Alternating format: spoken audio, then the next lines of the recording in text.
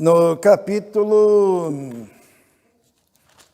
16, versículo 22. 1 Coríntios, capítulo 16, versículo 22. E nós vamos descobrir qual o perigo de não amar Jesus. Porque se você ama Jesus, você ama a igreja de Jesus. Mesmo que falem mal da igreja, você não vai mudar o nome da igreja, você vai chamar de igreja.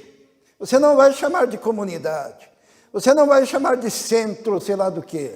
Você não vai chamar de outra coisa. Porque Jesus disse, sobre esta pedra edificarei a minha eclesia, igreja. E a pedra era ele, Jesus. Ninguém pode colocar outro fundamento. E se você ama Jesus, você ama a igreja de Jesus. Se você ama Jesus, você ama a palavra de Jesus. Se você ama Jesus, você ama a companhia de Jesus. Se você ama Jesus, você gosta de orar e falar com Jesus o tempo todo. Se você ama Jesus, você quer ser cheio do Espírito Santo, que Ele mandou o Espírito Santo para nos encher e nos capacitar e nos dar dons. Se você ama Jesus, você pensa em Jesus. Se você ama Jesus, você medita no Senhor Jesus. Se você ama Jesus, você medita na palavra de Jesus. Se você ama Jesus, cada negócio que você vai fazer, você ora e fala com Jesus. E o apóstolo Paulo diz o quê? 2 Coríntios 16, 22. Se alguém não ama o Senhor, seja amaldiçoado. Se alguém não ama Jesus, seja amaldiçoado. E é muito interessante o contraste, porque logo em seguida ele diz Maranata. Ora vem, Senhor Jesus. Porque quem ama Jesus ama a sua volta também. Irmãos, pergunto, está escrito? Ou só está na Bíblia aqui do pastor? Está na tua Bíblia? Está na tua, Romildo? Está na tua, Bia? Se você não ama Jesus, você é anátema. Paulo, ele amava Jesus. Paulo, ele amava Jesus de tal maneira que quando ele falava do ministério dele, vamos ler lá em Atos capítulo 20, olha a forma como Paulo amava Jesus.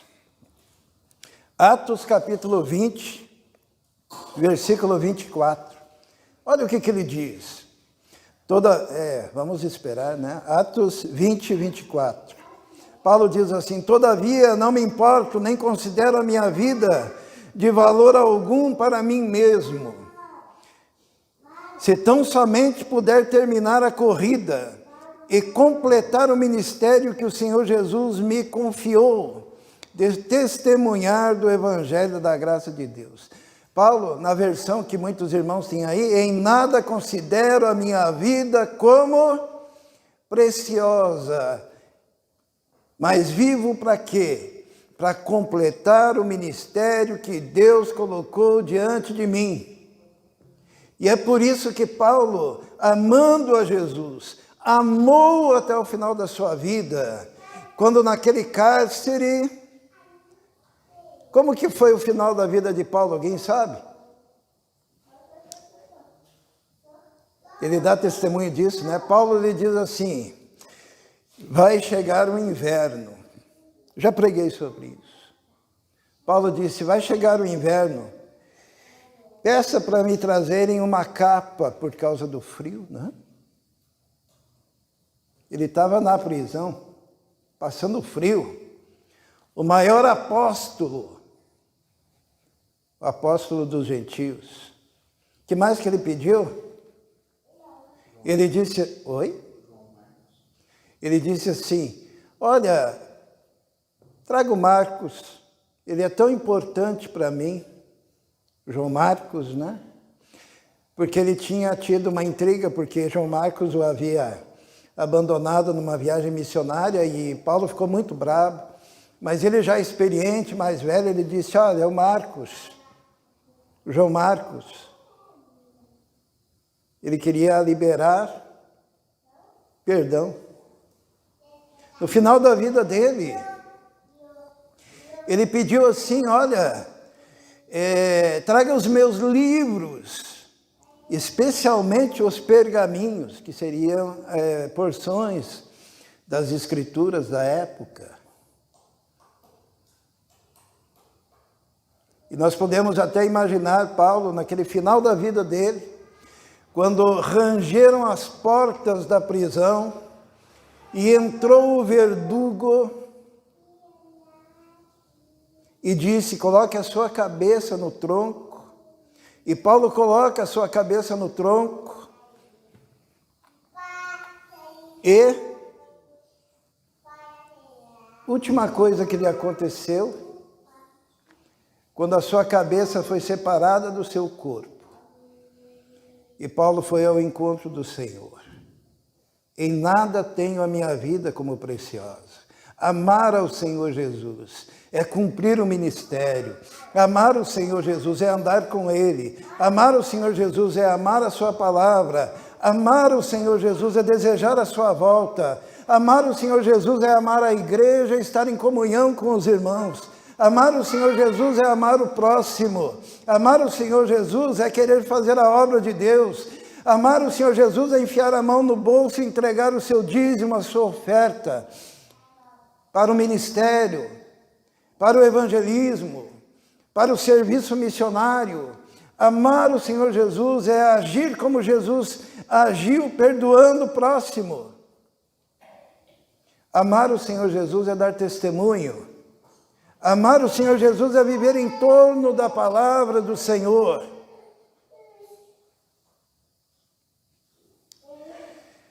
Uma vez, Deus, ele quis encontrar alguém que fosse assim. Porque sabe, irmãos, não é todo dia que nasce um apóstolo Paulo. Concordam comigo? Não é todo dia que nasce um Billy Graham, não é verdade?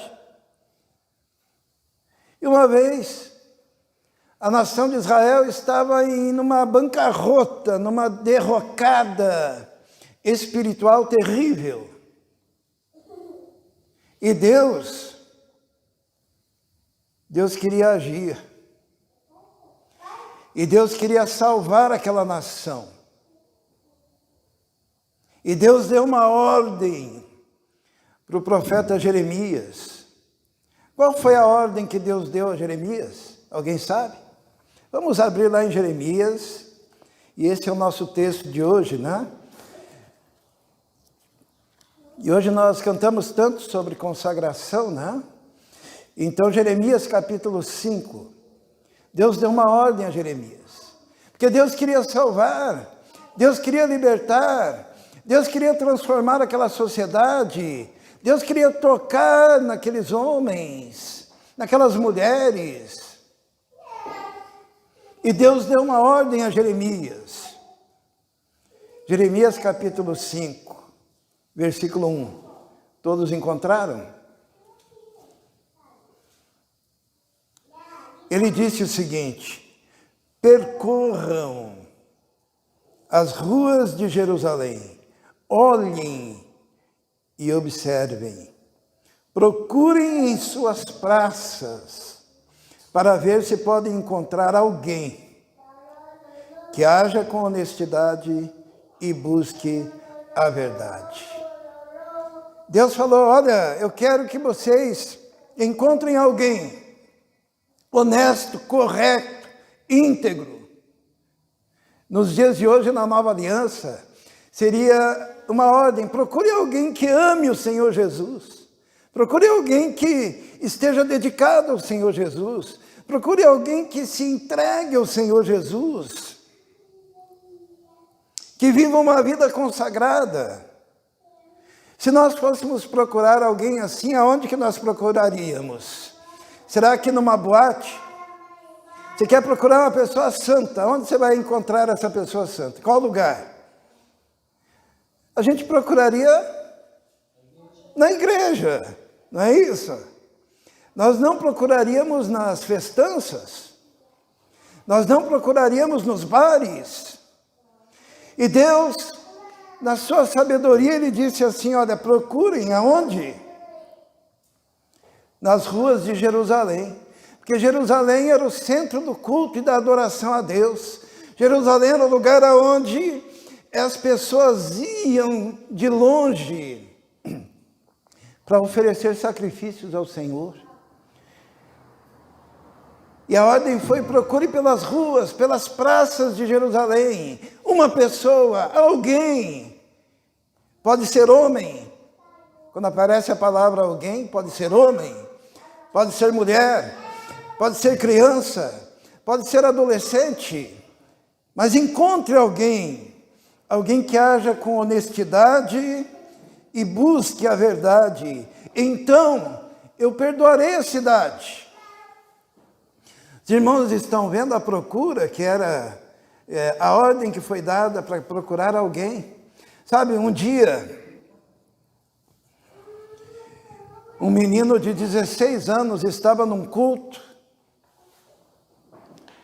e o pregador disse assim, o pregador falou assim, se Deus encontrar um homem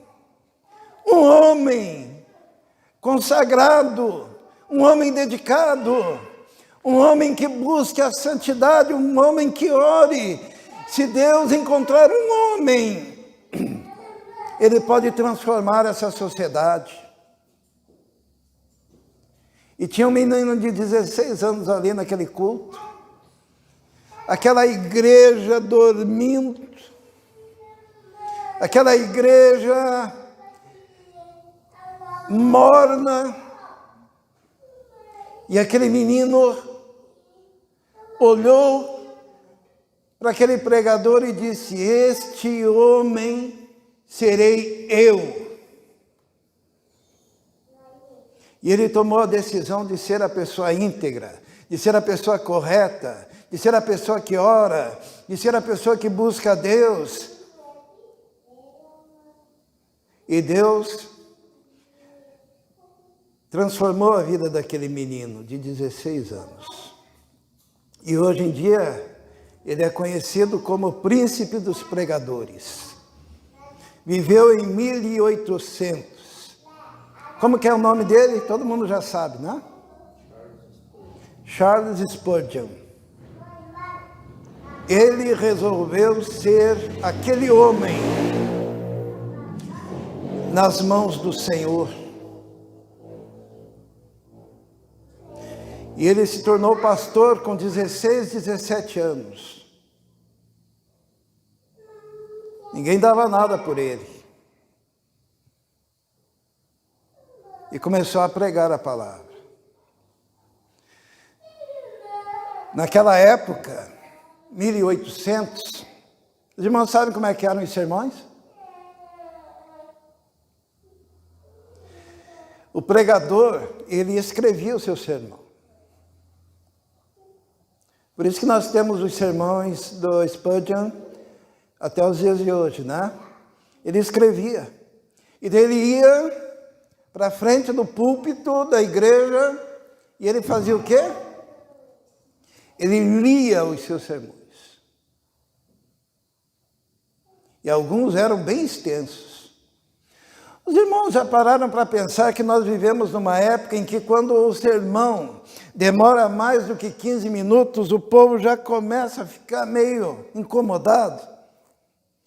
Agora os irmãos imaginem uma época em que a palavra era lida.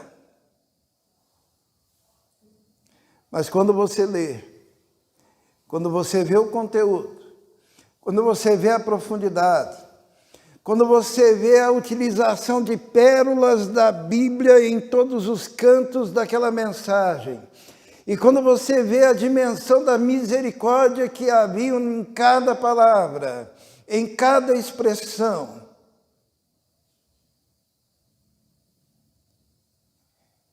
porque Deus encontrou um homem.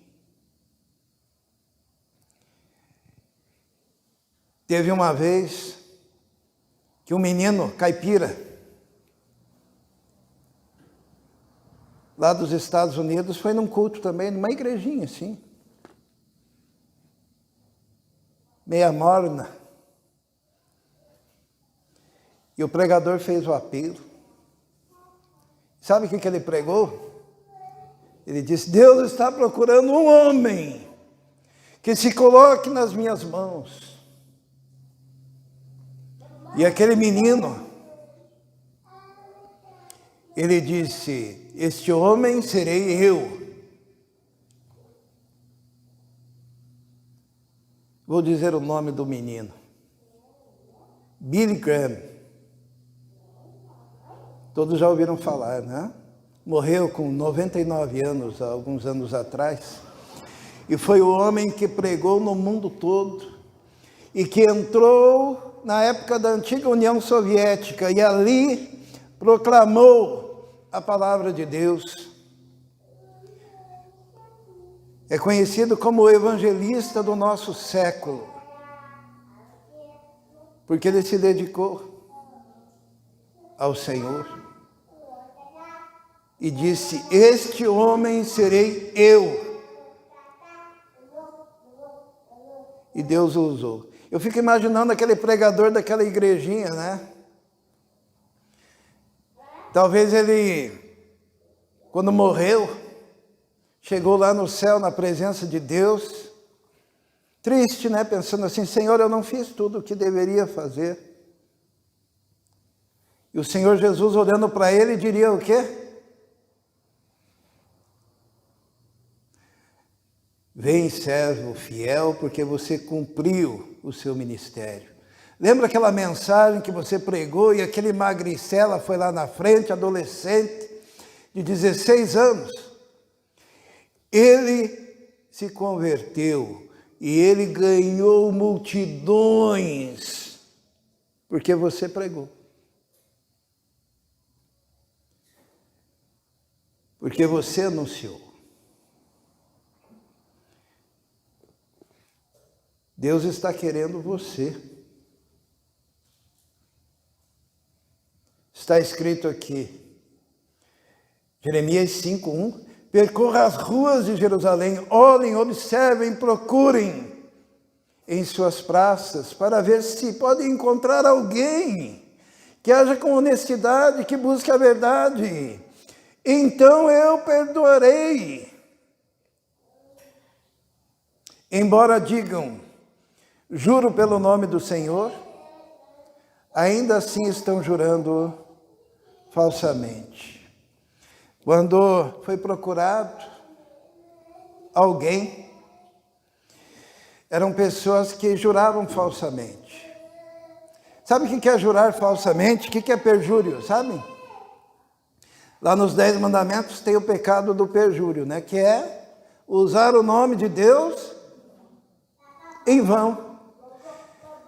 Isto é, Deus já disse para quem ia procurar: olha, você vai procurar nas ruas e nas praças de Jerusalém, mas você vai encontrar perjuros, você vai encontrar pessoas que usam meu nome em vão, você vai encontrar pessoas que têm Deus nos lábios, mas que não têm Deus no coração, e não são estes que eu quero.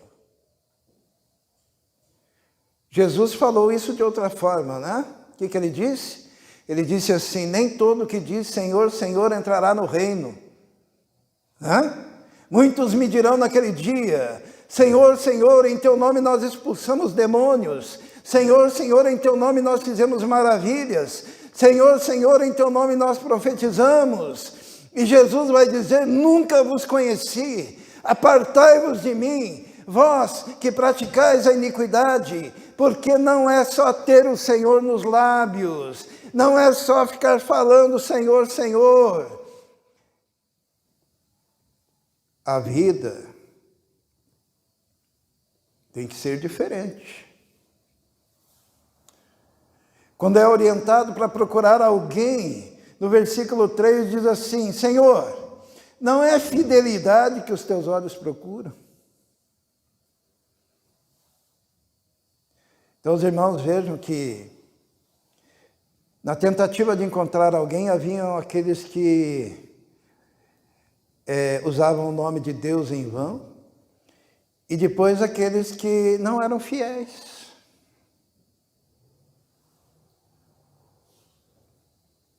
Não amavam ao Senhor. Porque se você não é fiel,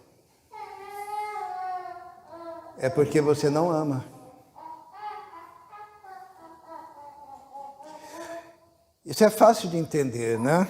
O povo de Deus era considerado como marido, ou a esposa, melhor dizendo, do Senhor. A igreja é a noiva de Cristo. Se o noivo não é fiel, será que ele ama? O que você acha, Fernanda? Não, né? E aqui diz assim, o que o Senhor procura é fidelidade. E o povo de Deus tem que demonstrar essa fidelidade. Fiel nos dízimos e ofertas, fiéis na participação do culto, fiéis na participação da oração ao Senhor, fiéis na consagração ao Senhor da vida, fiéis nos comportamentos na sociedade. E Deus estava procurando alguém assim, para que aquele povo, aquela nação pudesse ser salva, porque se encontrasse um, Deus perdoaria aquela nação. No versículo 3, na segunda parte, diz assim, tu os feristes, mas eles nada sentiram. O Israel, agora há pouco, falou, né, que Paulo dizia, o amor de Cristo nos constrange. Sabe o que é constranger? Ele nos toca tão profundamente que a gente fica até sem graça de tanto amor. Mas aqui diz assim, ó, tu os feristes, isto é, tu os tocastes profundamente, até os machucastes para que percebessem que havia um Deus que estava tocando neles, mas eles nem sentiram. Tem gente que vai no culto e diz, não senti nada. Esses dias eu falei sobre levar o grupo de louvor para cantar num lugar, e daí disseram assim para mim, mas olha, não pode ser qualquer música não, foi muito suave, né? O pessoal nem ouve. Irmãos, se o Espírito Santo não tocar, você pode fazer a sua veia do pescoço estourar de tanto você gritar, que o máximo que você vai conseguir é que o povo fique com dor de ouvido. Ou dor de cabeça.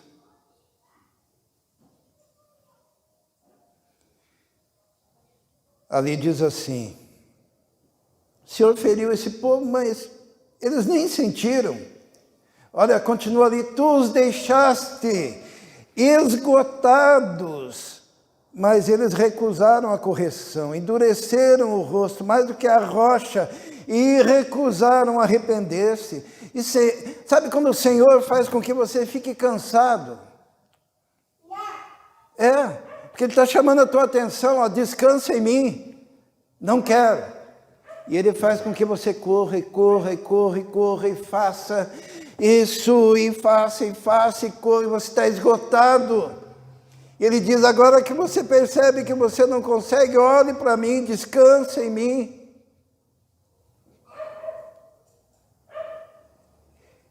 Mas o povo continua rejeitando a Deus. No versículo 5, ele tem uma ideia. Eu vou procurar alguém, porque Deus está procurando alguém, né? Daí no versículo 5 diz assim, irei aos nobres e falarei com eles. Pois sem dúvida, eles conhecem o caminho do Senhor, as exigências do seu Deus. Mas todos eles também quebraram o jugo e romperam as amarras. Os nobres seria a elite. Sabe quando você se considera elite? Tem uns que se consideram elite, né? Se você tiver mais dinheiro, você acha que é elite. Se você tiver mais estudo, você acha que é elite, né? Eu sou mais inteligente, eu tenho mais estudo. Eu sou melhor porque Deus me abençoou com mais dinheiro, com mais recursos, com ouro. E quando foi procurado este homem que Deus queria entre os nobres, disseram, não, mas eles já quebraram o jugo e romperam as amarras. Isto é, eles não querem se amarrar ao Senhor, eles não querem se prender ao Senhor, eles não querem andar com o Senhor, eles são donos do próprio nariz, eles não querem nenhum tipo de postura de servo.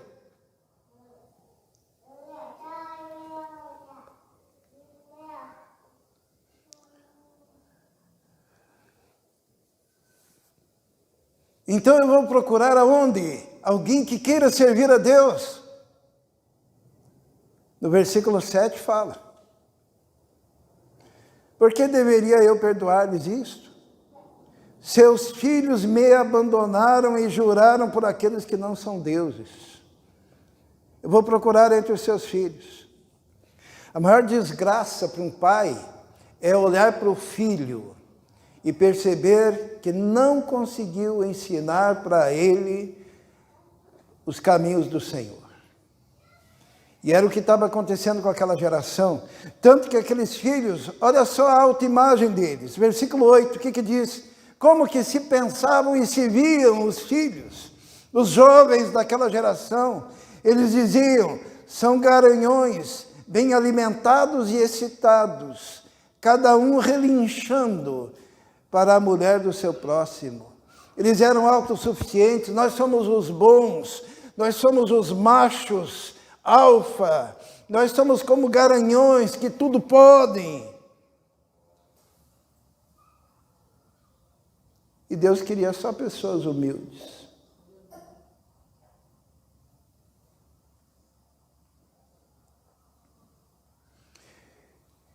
Então, vamos procurar aonde agora? Alguém. Deus está procurando alguém. Deus está procurando um entre os profetas. No versículo 13 diz assim, os profetas não passam de vento, e a palavra não está neles. Por isso, aconteça com eles o que dizem. Portanto, assim diz o Senhor dos Exércitos, porque falaram essas palavras, farei com que as minhas palavras em sua boca sejam fogo, e este povo seja lenha, e que o fogo consome. Deus não conseguiu encontrar um homem sequer, mesmo entre os profetas. Eu fico vendo a nossa sociedade, irmãos,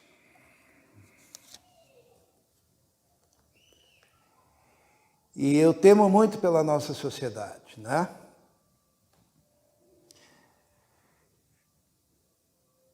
A Giane, ela trabalha no IBGE, né? Israel também já trabalhou, a Mavi também é do IBGE, tem um bando de gente do IBGE. E está se descobrindo que os evangélicos no Brasil, em pouco tempo, serão maioria, né? Ainda não somos maioria, mas estamos caminhando para ser maioria.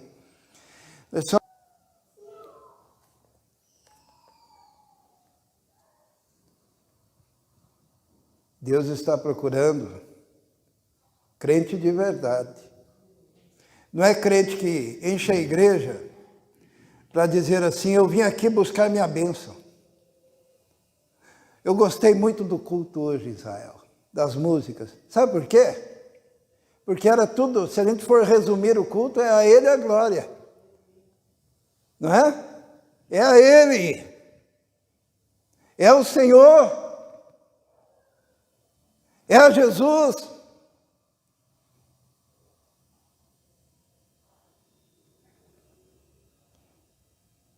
Dói no meu coração quando alguém diz, vim buscar minha bênção.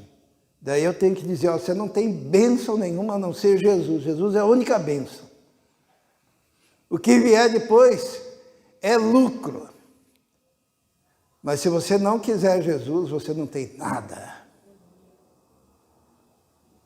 Adorar, entregar, ser como Paulo lá no cárcere, ser como João Batista no cárcere, ser como os apóstolos. Foram até o final adorando Jesus, amando Jesus, sabendo que havia uma cidade celestial, bem melhor do que essa aqui, uma cidade grandiosa. E a esperança do coração era aquela cidade, a esperança do coração era a salvação. Você está aí com seus 18, 19, 20 anos, né? Alguns com 30, alguns com 50. Daqui a pouco, a única coisa que vai restar é o teu encontro com Jesus. É daqui a pouco. Falei do Spurgeon,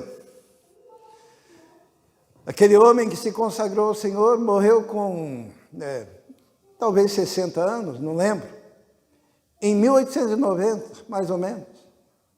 O tempo passa rápido. Billy Graham morreu com 99 anos, aí faz alguns anos.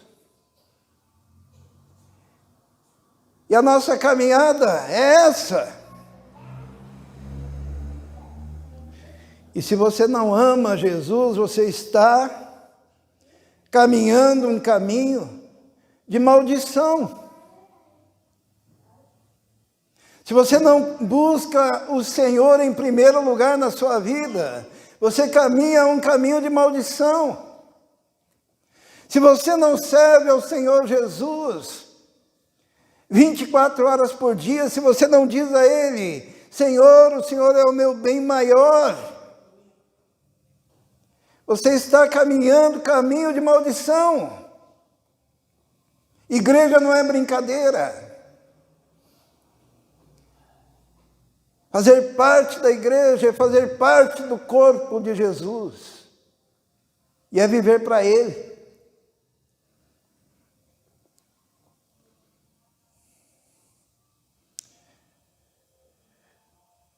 Os profetas também, naquela época, suas palavras eram como o vento. E sabe o que Deus fez? Vamos encerrar. Vamos lá no capítulo 7, versículo 1 de Jeremias. Diz assim: esta é a palavra que veio a Jeremias da parte do Senhor. Fique junto da porta do templo do Senhor e proclame esta mensagem. Ouçam a palavra do Senhor, todos vocês de Judá que atravessam essas portas para adorar o Senhor. Assim diz o Senhor dos Exércitos, o Deus de Israel: corrijam a sua conduta e as suas ações, e eu os farei habitar neste lugar. Não confiem nas palavras enganosas dos que dizem: este é o templo do Senhor, este é o templo do Senhor, templo do Senhor. Mas se vocês realmente corrigirem a sua conduta e as suas ações, se de fato tratarem uns aos outros com justiça, e assim vai a mensagem. Deus diz assim: olha, vamos dar mais uma chance. Faça o seguinte, nem entre no templo. Hoje seria na igreja. Falando para o profeta Jeremias, nem entre no templo. Fica na porta. Eu fico imaginando aquele povo chegando lá. Fosse hoje em dia é com a Bíblia debaixo do braço, né? Oh, glória, aleluia, como vai? Oh, glória, aleluia, como vai você? Oh, que bom a gente estar aqui, né? Ah, legal, vamos cantar, levantar a mão e tal. E o profeta Jeremias dizendo: corrijam a sua vida, entreguem o seu caminho ao Senhor, amem ao Senhor sobre todas as coisas, vivam para o Senhor 24 horas por dia, busquem em primeiro lugar o reino de Deus e a sua justiça, e todas as outras coisas vos serão acrescentadas.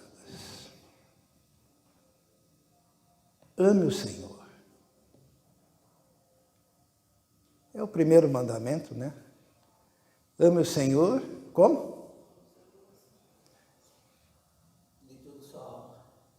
Ame o Senhor sobre todas as coisas. Então é Ele em primeiro lugar.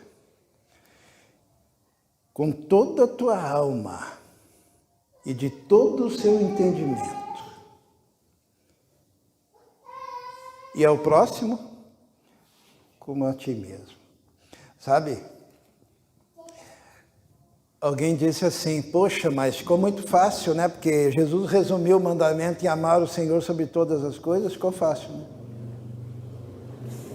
Ficou fácil? Aí que você se engana.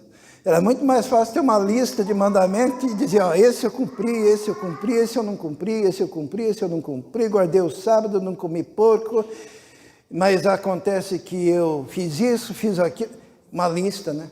Mas Jesus, ele pega essa lista aí, ó, joga fora e foque em amar ao Senhor sobre todas as coisas. Coloque o Senhor em primeiro lugar. Vamos traduzir, né? Coloque o Senhor em primeiro lugar. Feche seus olhos. Na sua lista de prioridades, aonde está o Senhor? Na sua lista de prioridade, onde está a vida de oração? Na sua lista de prioridade, onde está o culto? A adoração a Deus. Na sua lista de prioridade. Será que você é capaz de falar como Paulo? Que disse, tenho para mim como mais importante cumprir a missão que Deus me entregou. Deus procura alguém. E eu posso dizer quem é. Deus procura por você, totalmente consagrado a Ele. Porque você não imagina o que Deus pode fazer usando a sua vida. Se você tão somente entregar totalmente o teu caminho ao Senhor. Vamos orar. Senhor, te louvo, ó Deus, pela Tua palavra. Sabemos que quando pregamos, pregamos para a igreja, pregamos para nós mesmos. A palavra que sai do lábio, primeiro é para mim. E eu quero dizer diante do Senhor que eu quero ser este que o Senhor procura.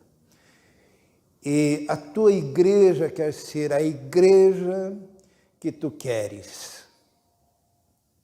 Sabemos que o Senhor pode promover neste lugar um grande avivamento. Se tão somente cada um se prontificar a ser este que o Senhor procura. Por isso pedimos que o Senhor encha cada um com o teu Espírito Santo. Que a tua graça se manifeste, que os teus dons sejam distribuídos e que haja um povo aqui totalmente consagrado ao Senhor. É isso que nós colocamos diante do Senhor, em nome de Jesus. Amém.